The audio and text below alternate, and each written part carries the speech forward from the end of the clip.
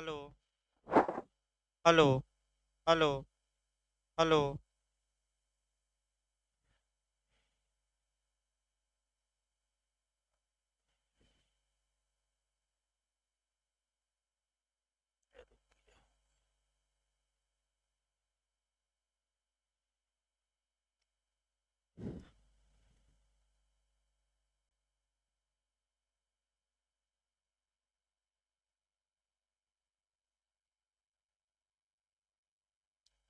देखिए, आपका UP APO के बारे में जो सूचना है वो बता दिया जाए।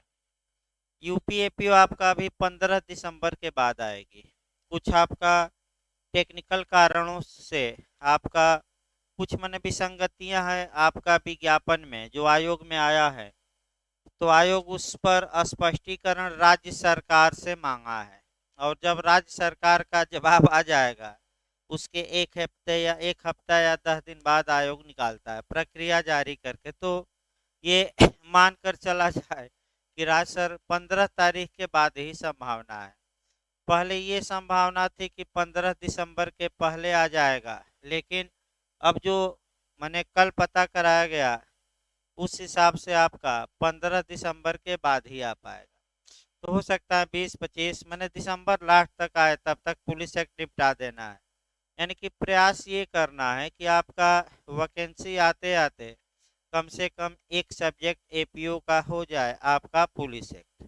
उसके बाद जो हाँ, जीएस भाई सोमवार से चलेगा।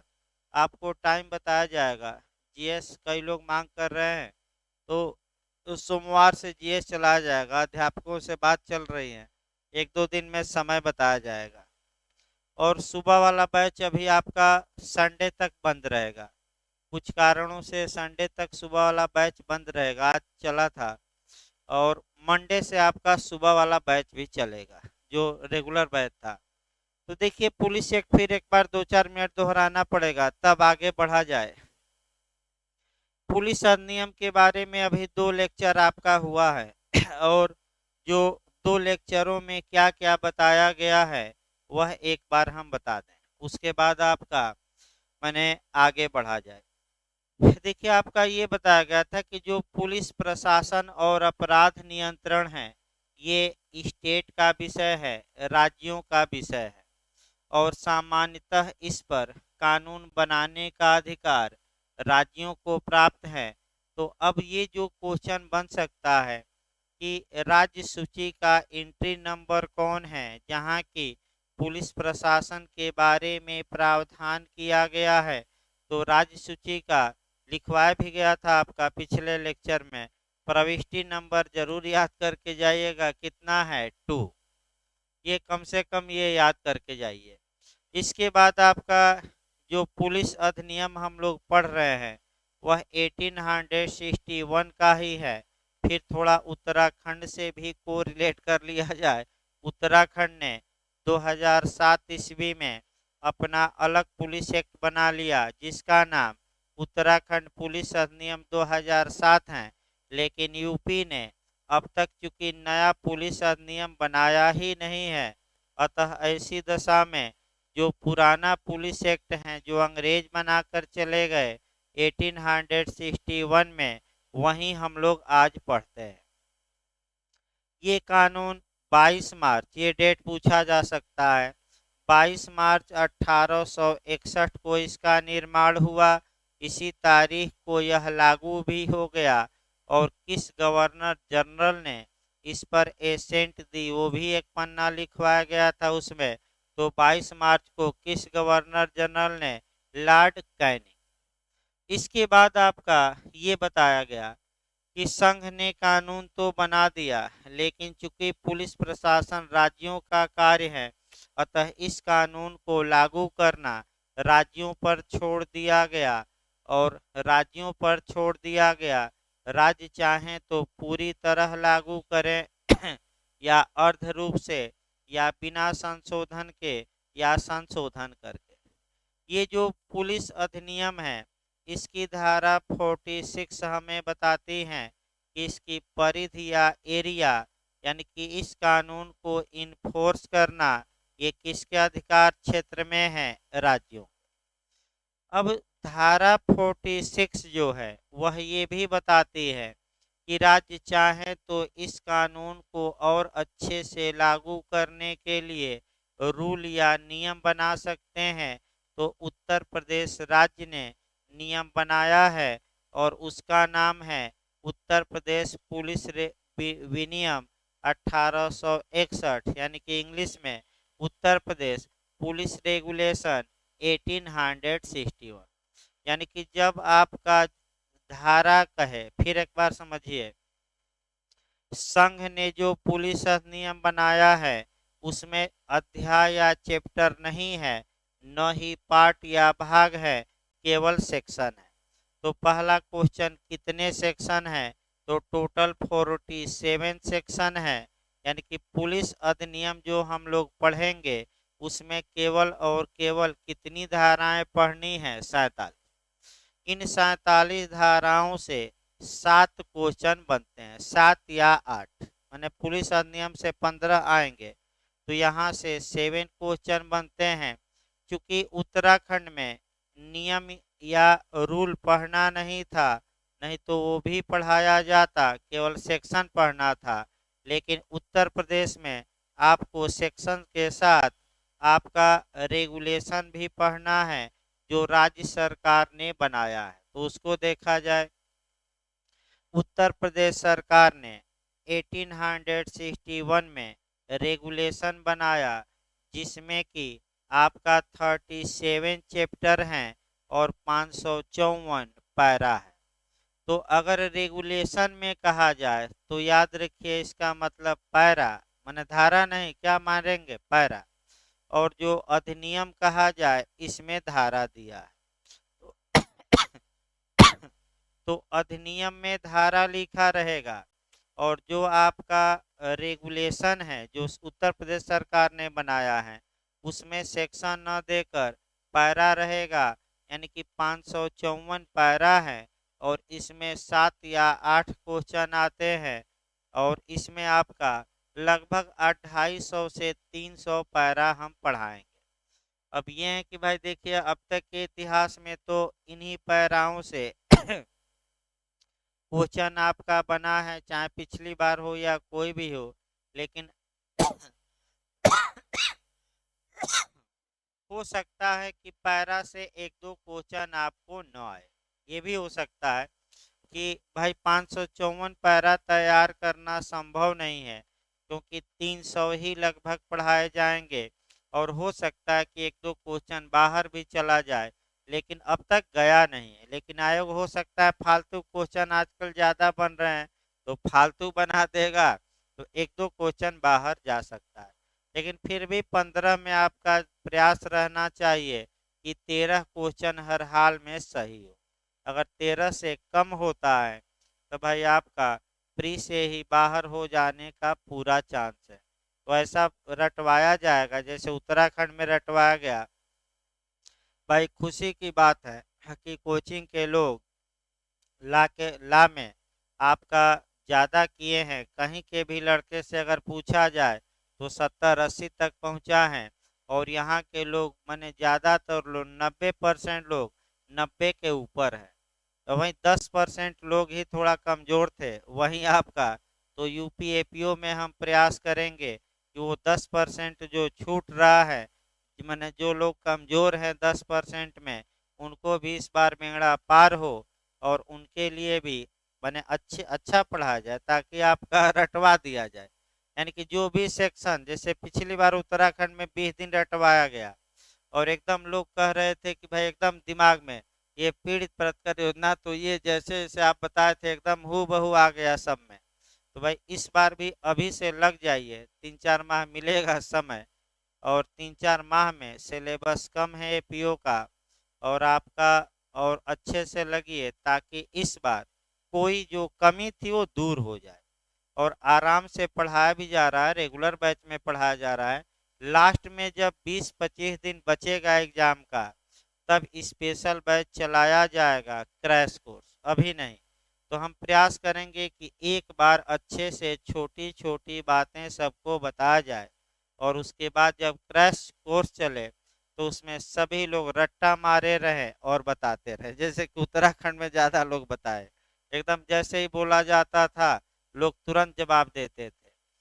तो आइए देखा जाए भाई आपका, ये सब जो सामान्य बातें हैं एक पेज में हम लिखवाए भी हैं। जो न लिखे हो हम दिलवा देंगे किसी से कॉपी लेकर, एक पेज में या 2 पेज में लिखवा गया। अब आपका पुलिस अधिनियम पहले हम शुरू करते हैं। आपका पुलिस अधिनियम 1861, इसकी पहली विशेषता ये देखना है कि जो ये पुलिस अधिनियम है इसमें आपका अमूमन माने कि सामान्यतः जब भी आप कोई कानून पढ़ते हैं तो एक आप नियम देखते होंगे कि जो सेक्शन 1 होता है उसमें कानून का संक्षिप्त नाम दिया रहता है, फिर विस्तार और प्रवर्तन, 3 चीजें दी गई रहती हैं। लेकिन पुलिस अधिनियम एक ऐसा कानून है जहां नाम, पता और प्रवर्तन तिथि नहीं दी गई है। यानी कि न तो नाम इसका कहीं दिया गया है, न विस्तार दिया गया है, न प्रवर्तन। तो आखिर इसका नाम क्या है? तो ऊपर लिख दिया गया कानून का कि पुलिस एक्ट 1861। और आपका माने निर्माण कब हुआ? तो निर्माण के लिए निर्माण आपका बताया गया था कि जिस दिन गवर्नर जनरल हस्ताक्षर कर देते हैं वही तारीख निर्माण की है। तो याद करके जाएगा 22 मार्च 1861। और इसी दिन लागू भी हो गया, क्योंकि लागू करना राज्यों के क्षेत्र में था तो लागू भी हो गया। अब किस गवर्नर जनरल ने इस पर हस्ताक्षर किया, अनुमति प्रदान की?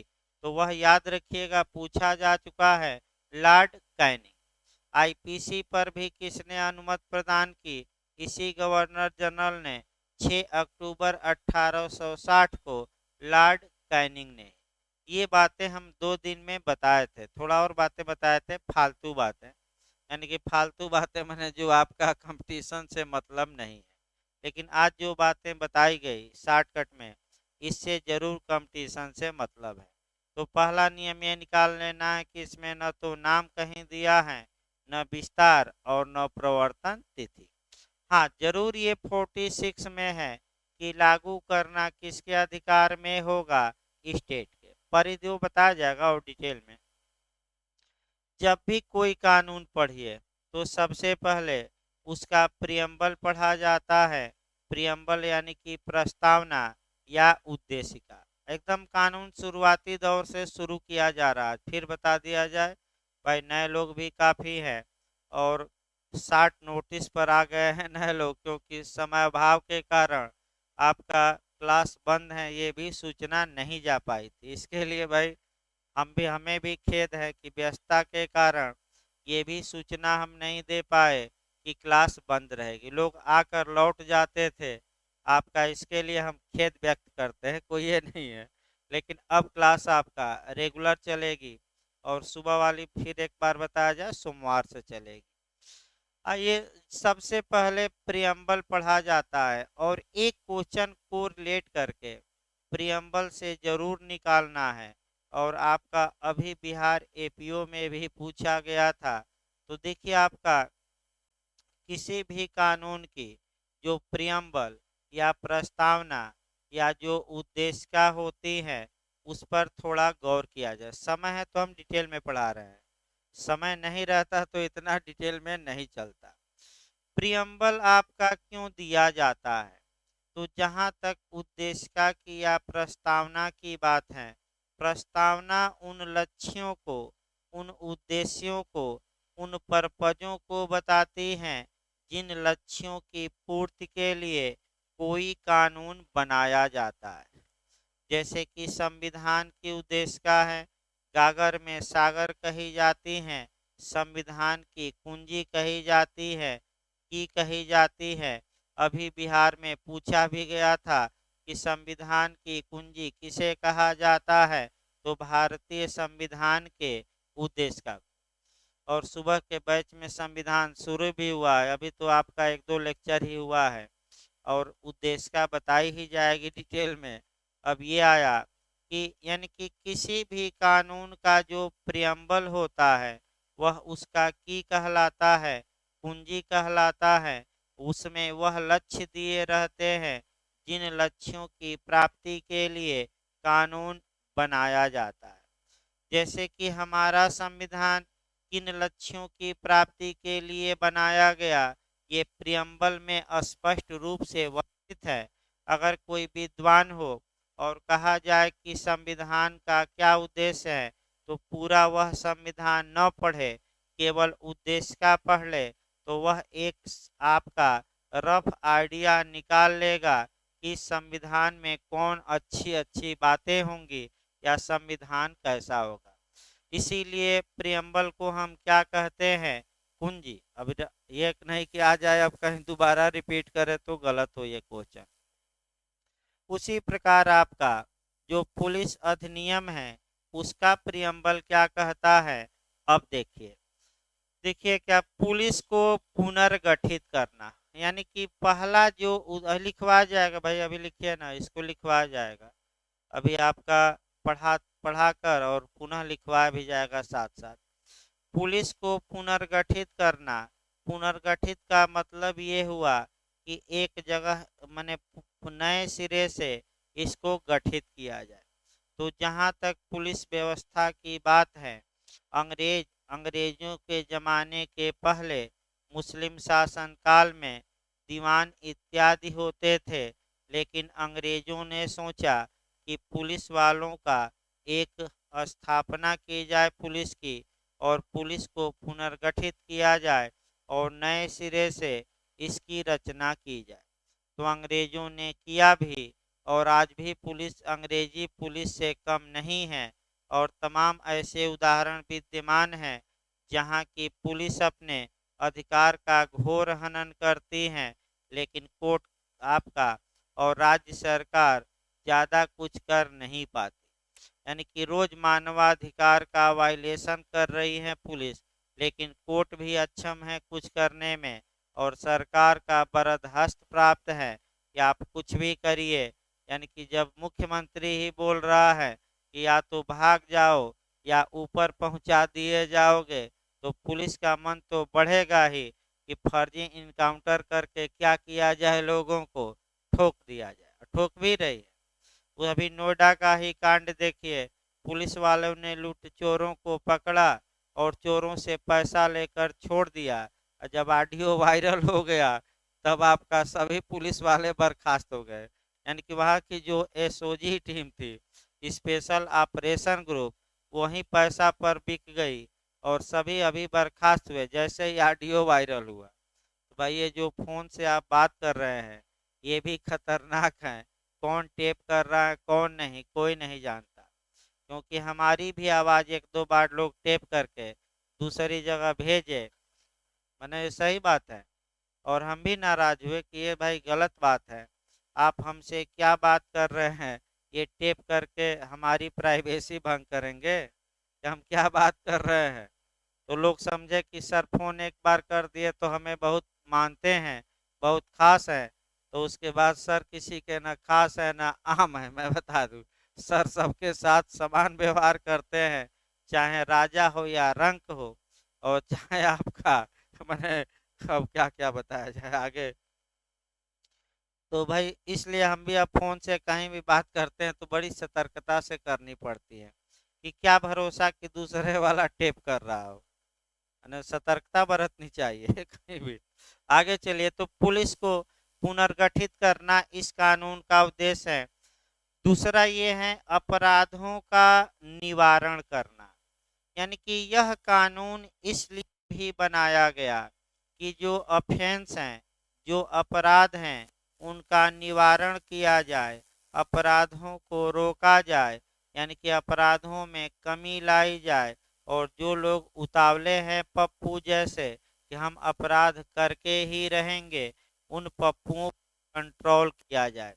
तो इसके लिए आपका सीआरपीसी में भी देखना पड़ेगा कि अपराधों के निवारण के लिए एक चैप्टर बनाया गया है, और वह चैप्टर 11 है, जहां की सेक्शन आपका 149 से लेकर 153 तक प्रावधान है और ये निवारक प्रावधान है, प्रिवेंटिव प्रावधान है।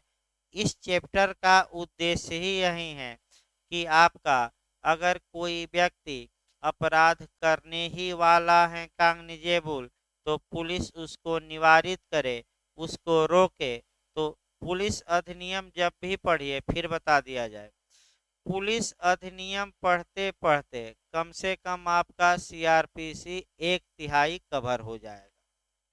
और जहां जहां से कोरिलेशन पुलिस, चूंकि पुलिस का कार्य सीआरपीसी में भी है, इसमें भी मिलेगा, तो इसमें पहले बताकर फिर जहां जहां जिस कानून में उसका होगा प्रावधान, चाहे संविधान में हो, आईपीसी में हो, या आपका सीआरपीसी में हो, एविडेंस में हो, तुरंत उसको कोरिलेट किया जाएगा। और लिखवाते समय भी इस बार इसीलिए पुराना नोट नहीं दिया जा रहा है, नया लिखवाया जा रहा है कि कुछ नई बातें उसमें ऐड कराई जाए। यानी कि दूसरा आपका उद्देश्य है कि अपराधों को निवारित करना, अपराधों को रोकना, ऑफेंस को प्रिवेंट करना। इसका प्रावधान सीआरपीसी में भी दिया गया है। और सीआरपीसी के किस चैप्टर में? 11 में। और सेक्शन आपका 149 से लेकर 153 तक, क्योंकि 154 से एफआईआर अध्याय 12 शुरू हो जाता है। इसमें एक सेक्शन इंटरव्यू में भी पूछा गया था और बिहार में मेंस में भी आया था, आगे भी पूछे जाने का चांस है। 151 पूछा ये गया था कि प्रिवेंटिव अरेस्ट क्या है, निवारक गिरफ्तारी क्या है। तो सामान्यतः किसी व्यक्ति को अपराध करने के बाद ही गिरफ्तार किया जाता है, लेकिन सेक्शन सीआरपीसी का 151 इसका अपवाद है, जहां कि किसी व्यक्ति को अपराध करने के पूर्व ही गिरफ्तार किया जा सकता है और इसी को प्रिवेंटिव अरेस्ट या निवारक गिरफ्तारी कहा जाता है। और यह प्रावधान सीआरपीसी के सेक्शन 151 में है। 151 2 मिनट देखिए। अगर पुलिस के समक्ष कोई व्यक्ति उतावला है कि माने पुलिस को लगता है कि उसके सामने कोई व्यक्ति है और कॉग्निजेबल या संज्ञेय यानी कि साधारण भाषा में गंभीर अपराध कर सकता है, तो ऐसी दशा में पुलिस ऐसे व्यक्ति को संज्ञेय अपराध को करने से रोकने के लिए वारंट के बिना यानी कि विदाउट वारंट अरेस्ट कर सकती है, गिरफ्तार कर सकती है। यानी कि अभी अपराध किया नहीं, लेकिन किए जाने की क्या है संभावना, तो उसके पहले ही गिरफ्तार कर लिया जाए, न तो बांस रहेगी और न बांसुरी बजेगी। यानी कि इसका मतलब ये हुआ कि आपका कि prevention is better than cure, इलाज से परहेज बेहतर होता है। तो पहले ही परहेज कर लिया जाए, यानी कि अपराध करने के पहले ही उसे क्या कर लिया जाए, गिरफ्तार। ये दूसरा आपका उद्देश्य था। तीसरा उद्देश्य देखिए, अपराधों का पता लगाने, यानी कि इस पुलिस अधिनियम का तीसरा उद्देश्य है कि अपराधों का पता लगाया जाए, सर्च किया जाए।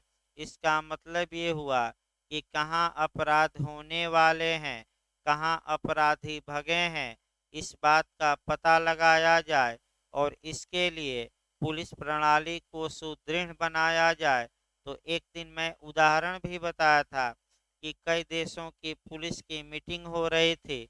अमेरिका वाले कहे कि हम 24 घंटे में पकड़ लेते हैं अपराधियों को, जापान वाले 12 घंटा में, लेकिन भारत की पुलिस कही कि 24 घंटा पहले हमें पता रहता है कि कहाँ अपराध होना है, लेकिन हम पकड़ते बाद में हैं। तो आपका कहानी कहे इतना सुस्त पुलिस है, पहले से पता है कि यहाँ अवैध धंधा हो रहा है, लेकिन तभी जैसे अवैध शराब बिक रही है, पहले से पता है पुलिस को, पैसा ले रही है, और जब तक कि 20, 25, 50 लोग जहरीली शराब से न मर जाए तब तक किसी को गिरफ्तार नहीं किया जाता। ये सामान्य नियम है आप याद रखिए। और लोग मर भी रहे हैं, यहाँ तक कि बिहार में भी सैकड़ों लोग मर गए जहरीली शराब से, जहाँ की शराब पर प्रतिबंध है, गैर जमानती अपराध है और अधिकतम आजीवन कारावास की भी सजा है, फिर भी लोग मानते नहीं। तो अलग बात है भाई। यानी कि तीसरा उद्देश्य हुआ कि अपराधों का पता लगाना, और चौथा उद्देश्य है आपका कि पुलिस को और दक्ष उपकरण बनाना।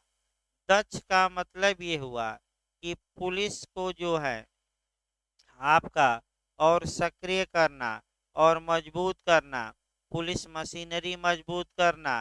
तो कैसे मजबूत होगी पुलिस मशीनरी? जब पुलिस को सुविधाएं दी जाए, आधुनिक साज सज्जा दिया जाए और पुलिस को ट्रेनिंग दी जाए और पुलिस बुद्धिमान हो, मूर्ख न हो बल्कि क्या हो, बुद्धिमान, यानी कि दक्ष बनेगी, तभी तो अपराधों पर नकेल कसेगी। तो होता क्या है व्यवहार में, पुलिस वाले जब भर्ती हो गए तो अपना दक्षता दिखाते हैं आम जनता पर, और आम जनता के मानवाधिकार का हनन भी करते हैं। और आपका ये दक्षता का विपरीत है। और दक्ष का मतलब आजकल ये हुआ कि जो ये साइबर क्राइम हो रहे हैं उसमें पुलिस जो प्रणाली है वह लगभग विफल है। आज भी साइबर अपराधों से निपटने के लिए अब पुलिस विभाग में ये चाहिए कि कुछ साइबर एक्सपर्टों को भर्ती किया जाए, अलग से रखा जाए, क्योंकि पुलिस वाले इतना दक्ष आज भी नहीं है कि वह साइबर अपराधियों का पता लगा सके। पैसा ही कोई हैक कर लिया तो कोई फेसबुक हैक कर लेता है, तो कोई व्हाट्सएप हैक कर लेता है, टेलीग्राम हैक कर लिया गया और पुलिस बस आपको दौड़ाती रहेगी। आप देख सकते हैं।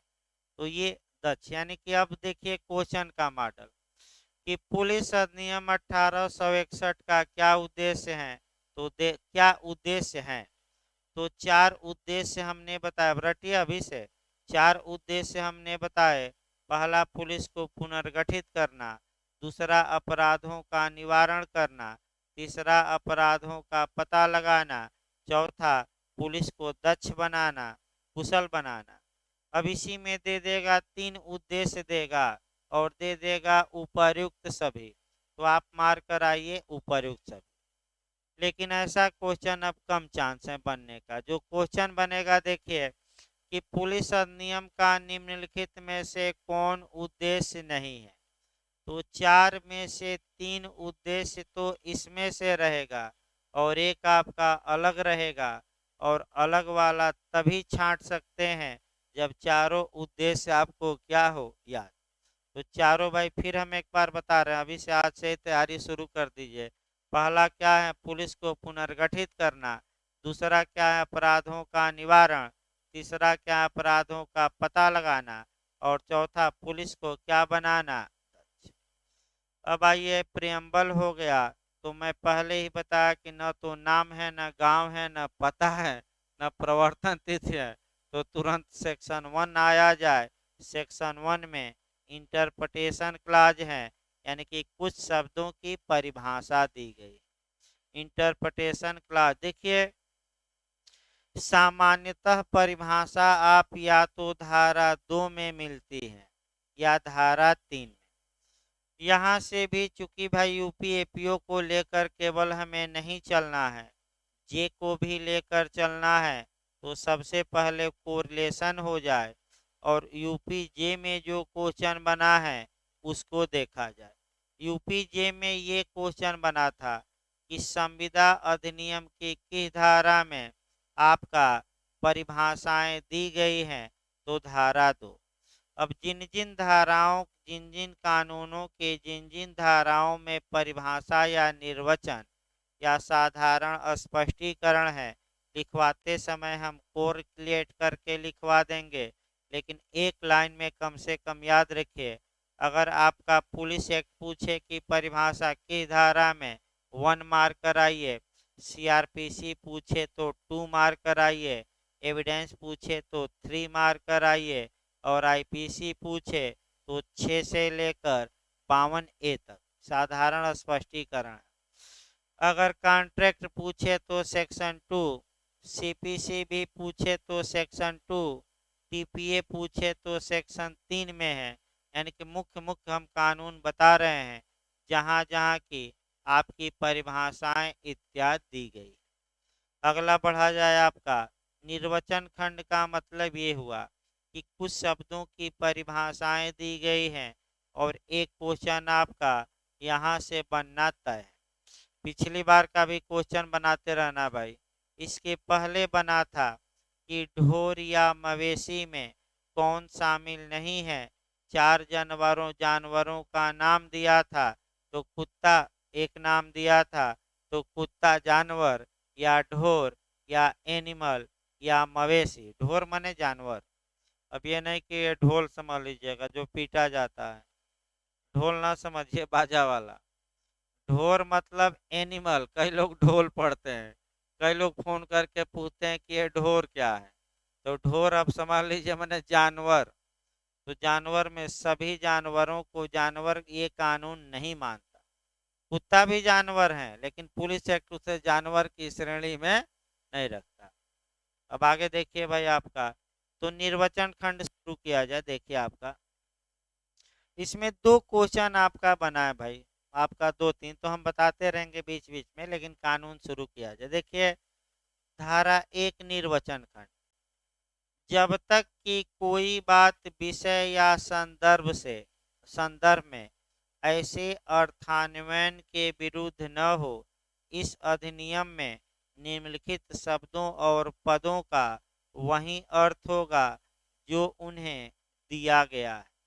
इसका मतलब ये हुआ फिर से एक बार देखिए, इसका मतलब ये हुआ कि जो धारा 1 में शब्द परिभाषित किए गए हैं, अगर ये शब्द जो 47 धाराएं हैं उनमें कहीं आते हैं तो वहाँ इनका मतलब वही निकाला जाएगा जो सेक्शन 1 में दिया गया। अगर किसी धारा में किसी शब्द को अलग अर्थ निकालना है तो वहाँ स्पष्ट रूप से ये लिखा रहता है कि इस धारा में इस शब्द का ये अर्थ होगा, तब सेक्शन 1 वहाँ अप्लाई नहीं करेगा। यानी कि अगर विपरीत बात न लिखी गई हो तब सेक्शन 1 की परिभाषा, और विपरीत बात लिखी गई हो तो वह विपरीत बात ही उस धारा के लिए परिभाषा में लागू होगी। इसीलिए शुरुआती दौर में लिखा जाता है। अब आगे चला जाए आपका, पहली परिभाषा है जिले का मजिस्ट्रेट, डिस्ट्रिक्ट मजिस्ट्रेट, इसको हम कहते हैं डीएम। एक क्वेश्चन आपका डीएम से बनता है, इसमें कोई शक नहीं। इस बार यूपी एपीओ में जो क्वेश्चन बना था वह ये बना था कि डीएम और कलेक्टर में क्या अंतर है, कई लोगों से पूछा गया। तो पहले आपका बेयर एक्ट पढ़ा जाए और तब अच्छे से कोरिलेट करके पढ़ा जाए।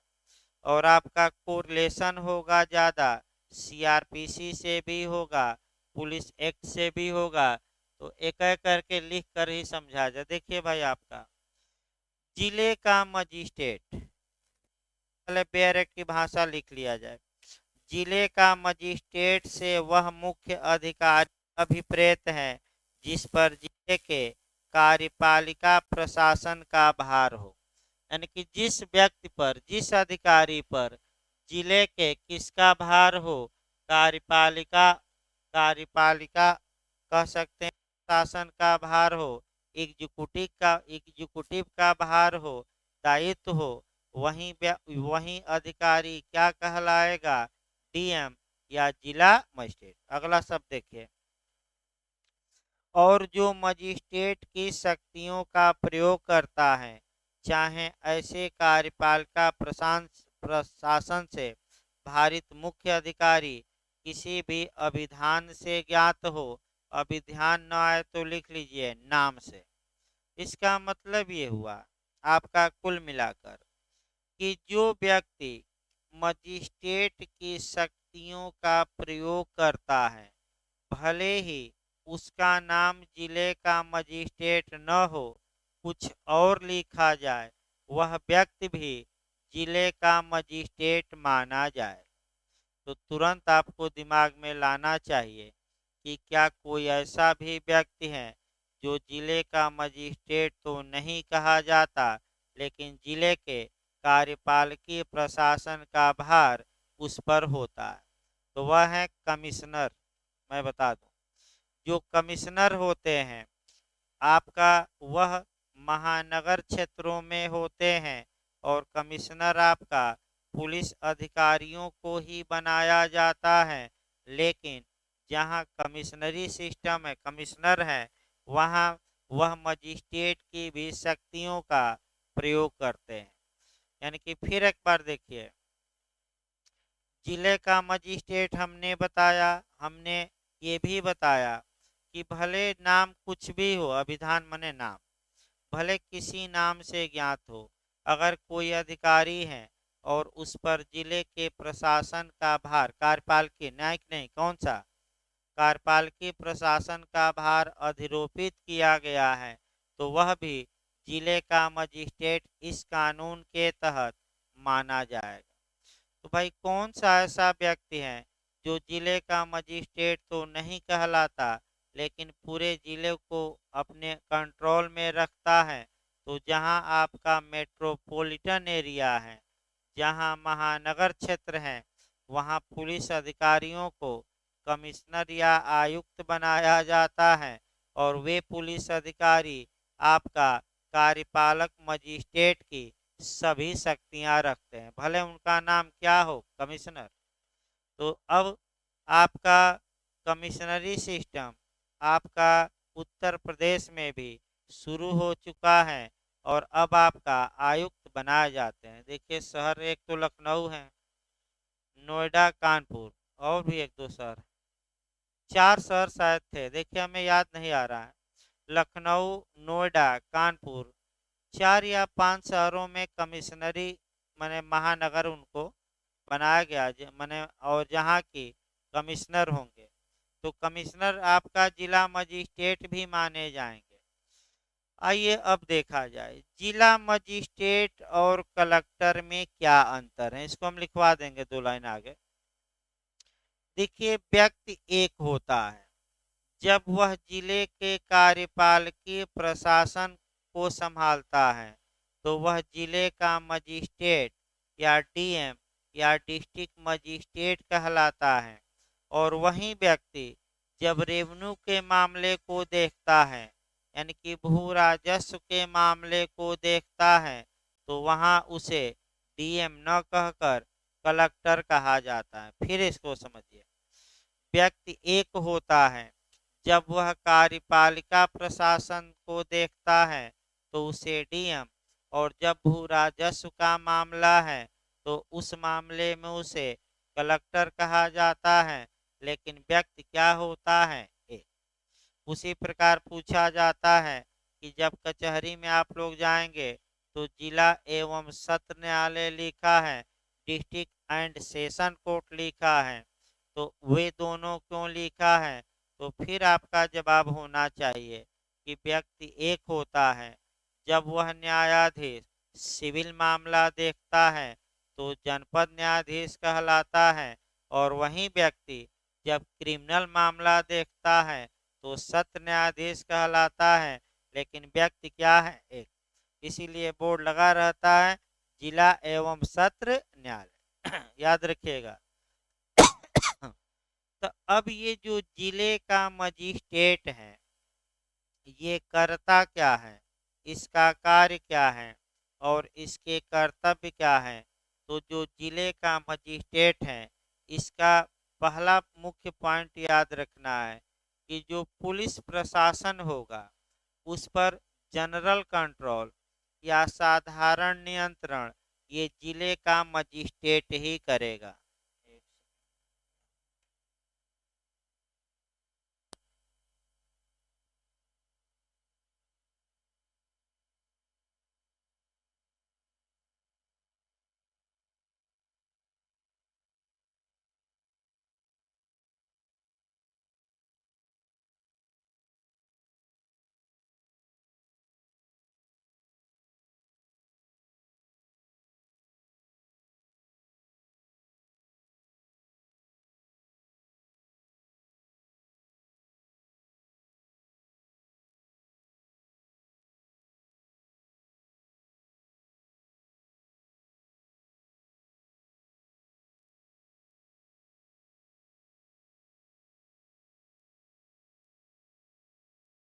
एक्ट है, इसमें आपको कई चीज़ें जाननी है।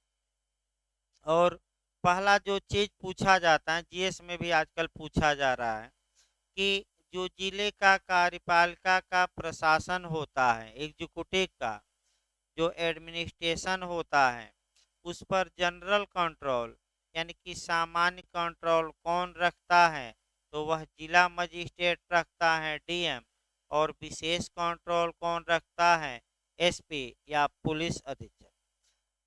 ये क्वेश्चन भी आपका उत्तराखंड के लिए भी यही नियम बताया गया था, और यूपी के लिए भी। इसको हम सेक्शन वाइज बताएंगे। हमारे हिसाब से धारा 4 में होना चाहिए, देख ले रहे हैं भाई, धारा वाइज पूछा जाता है ये।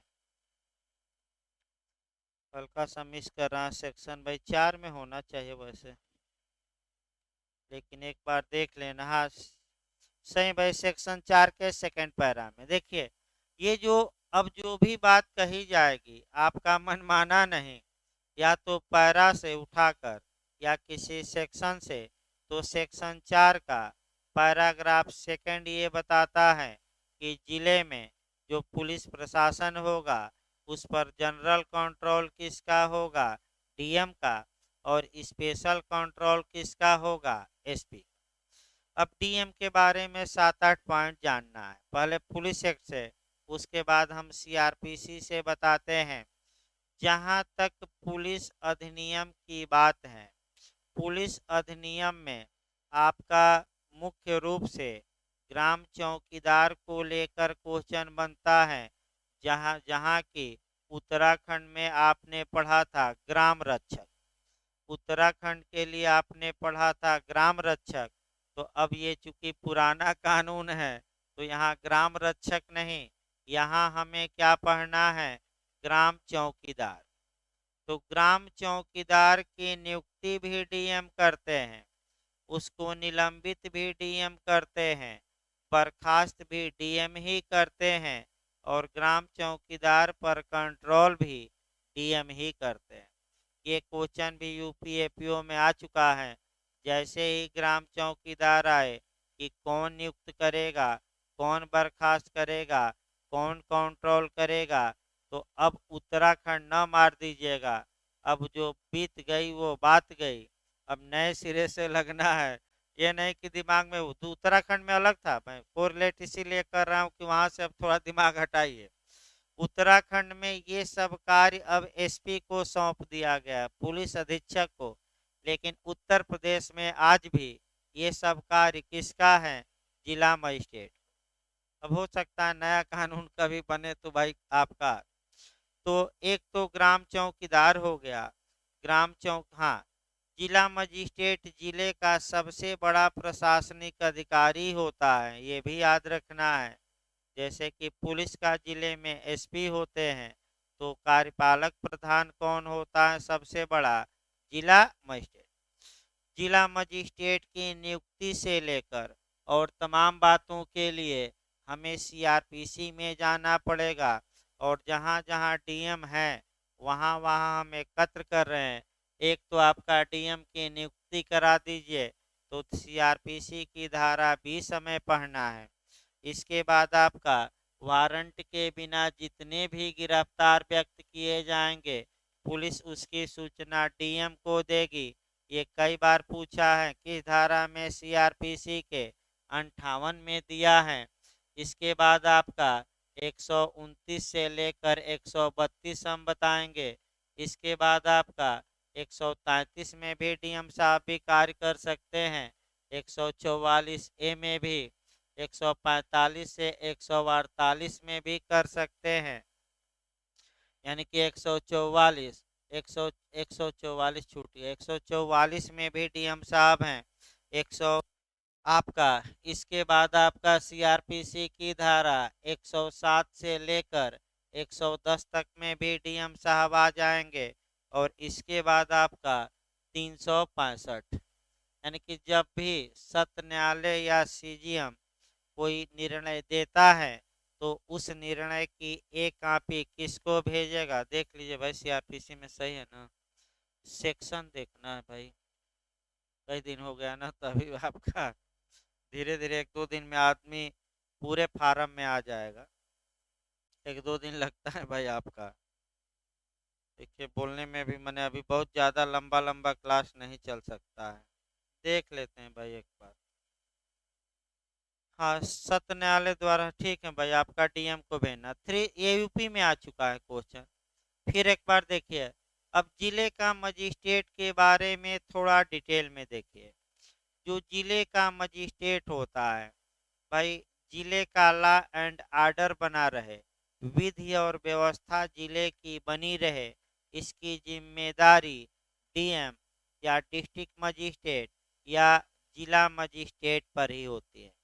दूसरा, लोक प्रशांति विक्षुब्ध न हो, यानी कि जो पीस है समाज की, जिले की जो पीस है या शांति व्यवस्था है, वह डिस्टर्ब न हो, इसकी भी जिम्मेदारी मुख्य रूप से डीएम की है, क्योंकि वह जिले का प्रशासनिक हेड है। तो अगर आपका परिशांति भंग होती है तो डीएम क्या कर सकते हैं? यहीं से अब एक एक सेक्शन उठाना है, पहले नियुक्ति करा दिया जाए। भाई देखिए, आपका नियुक्ति तो आदमी भूल ही गया, तब तो इनका कार्य बताया जाए। तो देखिए आपका सेक्शन 20, देखिए सेक्शन 20 सीआरपीसी, इसीलिए कहा जा रहा है कि 1/3 सीआरपीसी ऐसे ही समाप्त हो जाएगी। और आपका हमें लगता है 10 धाराएं तो आज ऐसे ही समाप्त हो जाएगी। मेन मेन उसमें की चीज है। सेक्शन 20 ये कहता है कि राज्य सरकार कार्यपालक मजिस्ट्रेटों की नियुक्ति करेगी। एग्जीक्यूटिव मजिस्ट्रेट की नियुक्ति राज्य सरकार करेगी और उन्हीं कार्यपालक मजिस्ट्रेटों में से एक को डीएम या जिला का मजिस्ट्रेट बनाएगी। कौन सी धारा ये सीआरपीसी की है? 20। कौन सी धारा? 20। अब ये एक एक करके चला जाए। अब वारंट के बिना यहाँ से भी यूपी एपीओ में क्वेश्चन जे में भी आ चुका है। वारंट के बिना पुलिस जितने लोगों को गिरफ्तार करती है उसकी सूचना आपका जिला मजिस्ट्रेट को दी जाएगी या जिला मजिस्ट्रेट के निर्देश पर आपका उपखंड मजिस्ट्रेट को। तो देखिए बिहार और यूपी में मॉडल इस पर कैसे बना कि वारंट के बिना जो गिरफ्तारी करती है पुलिस, जितने लोगों को गिरफ्तार करती है उसकी सूचना किसको देगी? अब सतर्क रहिए। जिला मजिस्ट्रेट यानी कि डीएम, उपखंड मजिस्ट्रेट यानी कि एसडीएम, दोनों, इनमें से कोई नहीं। तो किसी भी हाल में दोनों ना मारिए। देखिए एक शब्द मैं मिस किया हूँ, वही पॉइंट पकड़ना है कंपटीशन के लिए।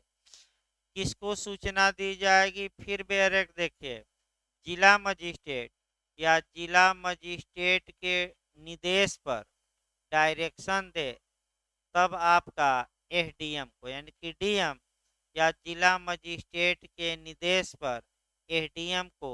और ऑप्शन में हमने निर्देश शब्द छोड़ दिया था। अगर ये ऑप्शन दे कि डीएम को, दूसरा ऑप्शन दे डीएम के निर्देश पर एसडीएम को, दोनों को, तब तो दोनों सही है। लेकिन अगर निर्देश शब्द न रहे तो आपका केवल डीएम मार कर आइएगा, ये नहीं कि एसडीएम मार दीजिए। एसडीएम भी कर मारेंगे जब आपका कंपटीशन में क्या रहे? डीएम के निर्देश पर। क्योंकि भाई जब भी आपका विवाद उत्पन्न होगा तो बेयर की भाषा प्रिवेल करेगी, आपका तर्क प्रिवेल नहीं करेगा। तो जो बेयर एक्ट में लिखा है, चाहे वो गलत लिखा हो या सही, वही मान्य होता है। मैं बता दूं, आपका तर्क मान्य नहीं होगा। आगे बढ़ा जाए भाई। अब जिला मजिस्ट्रेट का ये 129 से 133 आ जाइए। ये 120 सीआरपीसी है। 129 से लेकर 132 तक में, 132 तक में आपका कार्यपालक मजिस्ट्रेटों को पावर है कि वह शांति व्यवस्था भंग होने को रोकें और इसके लिए 129 के तहत सीआरपीसी सिविल बल का प्रयोग करा सकते हैं। और सिविल बल से मामला नहीं सुधरता तो 130 में आपका सशस्त्र बल का प्रयोग का आदेश दे सकते हैं। यानी कि डीएम 129 और 130 के तहत क्या दे सकता है? सिविल बल का प्रयोग और किसका? सशस्त्र बल। ये कानून माने लॉ एंड ऑर्डर बना रहे, शांति बने।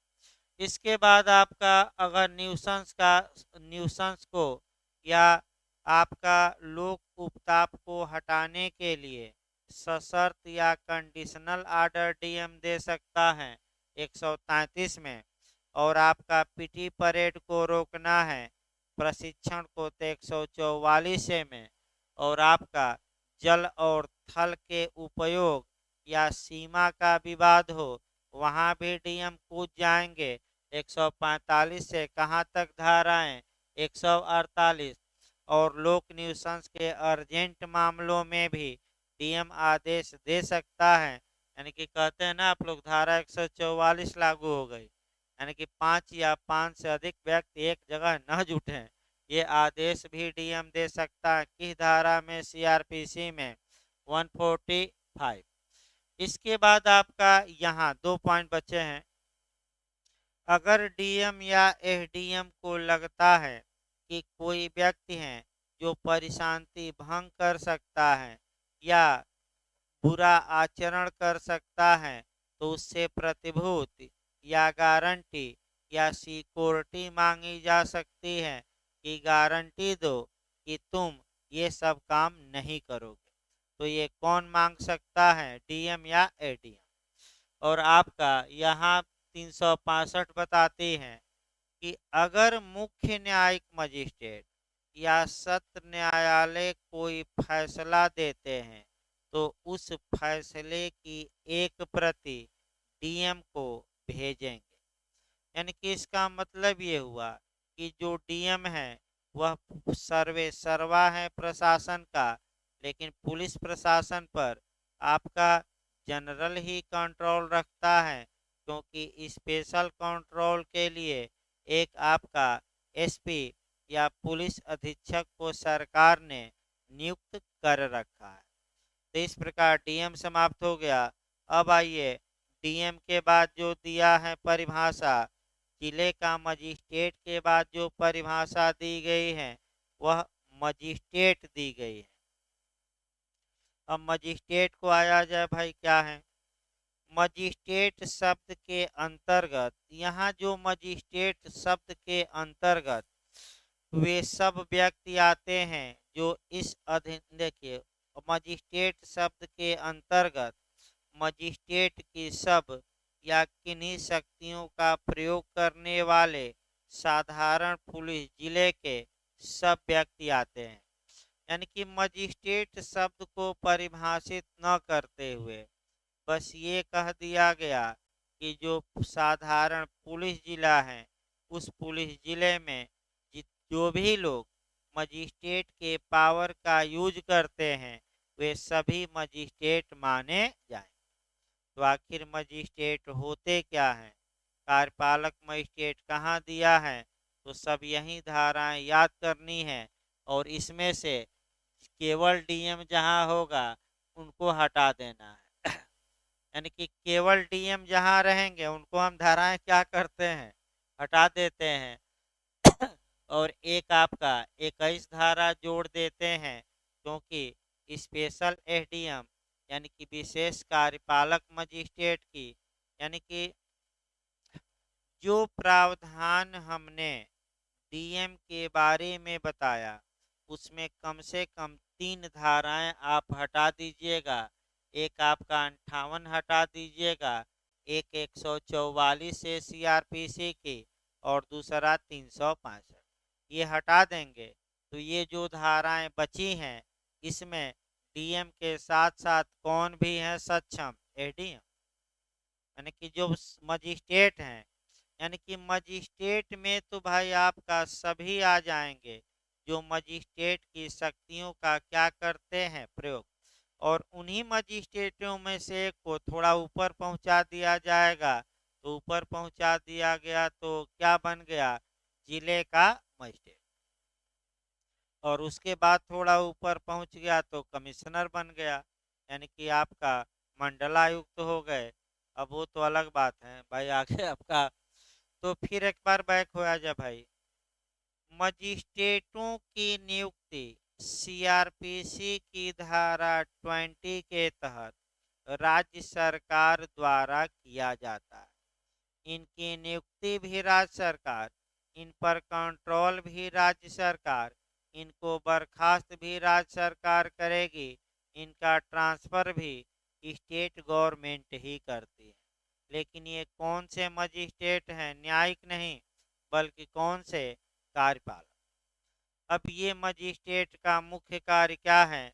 तो वही मुख्य कार्य फिर बताना पड़ेगा, कुछ कम कर देंगे हम। विधि और व्यवस्था बनाए रखना। इसके बाद आपका परिशांति और सदाचार के लिए प्रतिभूति मांगना। तो हाँ, एक धारा और बता दिया जाए। सीआरपीसी की धारा 21 के तहत स्पेशल एग्जीक्यूटिव मजिस्ट्रेट यानी कि विशेष कार्यपालक मजिस्ट्रेट की बात की गई है। तो ये भी देखना है, विशेष कार्यपालक मजिस्ट्रेट। अब आइए, जो ये कार्यपालक मजिस्ट्रेट हैं ये भी 129 से लेकर 132 तक शांति भंग को निवारित करेंगे। यानी कि 129 में सिविल बल का प्रयोग का आदेश देंगे दंगा बलवा रोकने के लिए, और 130 धारा में किसका? सशस्त्र, यानी कि आ जाएंगे आपका केंद्रीय बल, अर्धसैनिक बल या सैनिक। इसके बाद 133 में आपका मजिस्ट्रेट भी, आपका कार्यपालक मजिस्ट्रेट कोई भी हो, क्या? न्यूसेंस हटाने का सशर्त आदेश। इसके बाद अर्जेंट मामलों में आदेश 144। जल थल का विवाद है तो कौन सी धारा सीआरपीसी का? 145 से 148। और परिशांति मांगना है तो कोई मजिस्ट्रेट कार्यपालक मांग सकता है। और कहाँ से कहाँ तक? आपका 107 से लेकर 110।